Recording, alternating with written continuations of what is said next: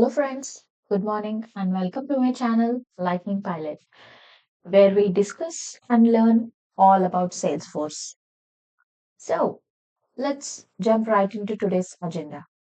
Today, we are going to set up our very own Developer Edition org, and I'm going to give you a quick introduction about flows, and I will show you how to navigate the flows inside Salesforce org, and also we'll discuss about the flow canvas. Let's jump right into it. Let's move to the installation or setup of our own developer edition or so the first thing we are going to do is let's keep our email ready and just type in Google developer edition or Salesforce sign up. So do not go to any other pages, just find the official page, which is developer.salesforce.com, and this developer edition is a free Salesforce trial org for you where everything is ready and you can still have your own developer edition org to continue. So by clicking on that link, you'll open a form like this, which looks like this. I'm going to give the first name as Salesforce and last name as Copilot. Oh, sorry, Copilot.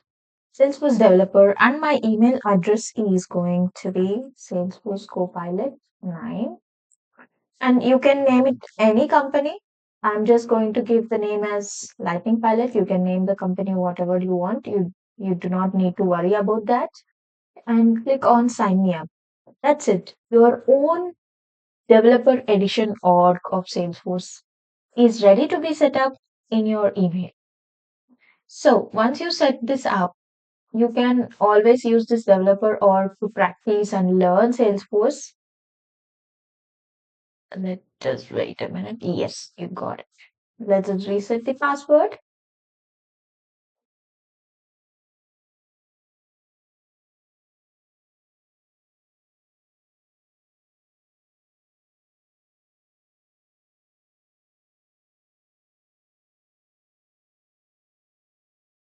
The security question is very important, as you know, always.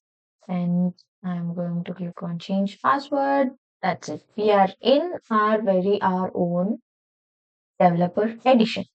So this developer edition is already enabled with the latest features such as data cloud and AI, which we are not going to touch right now. But let's move to the next topic in our agenda, how to set up or open flows in our Salesforce org. As we set up the developer edition, just click on the setup on the right side of your page. When you click on setup, you will see a gear icon called setup and click on that. In the quick find, just type flows and you will be looking at some installed flows um, which are coming up from the developer edition itself. These are not something which I or someone else created. These are automatically installed from our developer edition. So before opening any of the flow, let's go back to our presentation and look at what is exactly meant by Salesforce flows. So why do we generally use CRMs? We in the sense businesses. They use CRMs just to automate the processes which they are doing manually right now.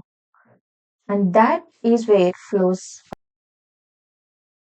I have written a very brief notes in this slide, but flows are the most advanced automation tools in Salesforce, which actually cannot be written by AI directly. So these are the manual flows which we need to do or create on the flow builder like a flow chart. So in this flows, you can execute logics like updating or creating records, or you can execute any actions based on the conditions like sending an email, updating a record, deleting a record, and calling other flows or calling agent force action, whatnot.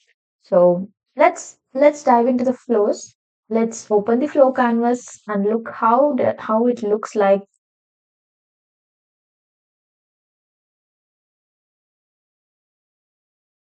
Okay, so this is the flow canvas where you have all the elements and toolbox manager. So all these elements are used while creating your flow. So there are two ways you can see your flow, which is free form, which we just saw, and this is the auto layout form, which is auto layout is pretty comfortable for me because you can drag the flow and you can just insert elements directly by adding the element here. So let's look at the icons and discuss what it is. So the first icon is the toolbox. Toolbox is like a kit for you to add your resources and use them in the flow. So resource in the sense it's a variable constant. If you are someone who writes code and knows any coding language, you know variables, constants, and all these terms. We'll discuss about all of them in our coming up videos, but for now, this is the place where you find new resources to be created and the ones which are created as well. So the next icon is the copying icon. So you can just copy any of the element in your flow and paste it.